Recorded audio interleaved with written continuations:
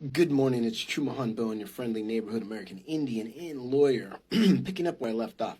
Remember, this is Fannie Lou Hamer, right? The woman who testified at the Democratic National Convention in Atlanta with the Credentials Committee, basically the committee that determines if you can sit and vote for candidates.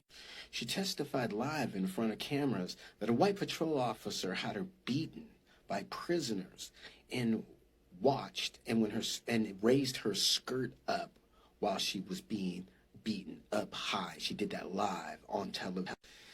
The television audience was aghast and started calling the government and the Democratic National Convention immediately. And so what does Lyndon B. Johnson do, who was running for his first full term as president after the assassination of JFK?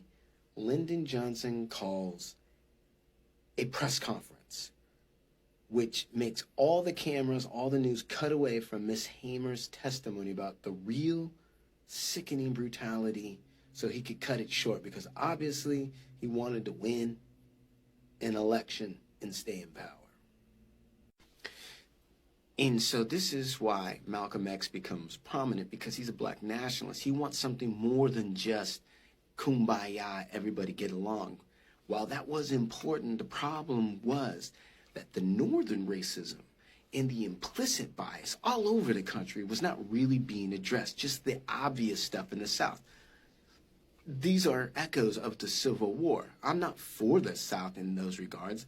I'm just pointing out that the North had its own mess to deal with. Malcolm X wanted real equality, real black empowerment beyond just, right, ending segregation, which I'm not poo-pooing that again. It was important, but there was so much further to go. But even Malcolm X had a difficult time.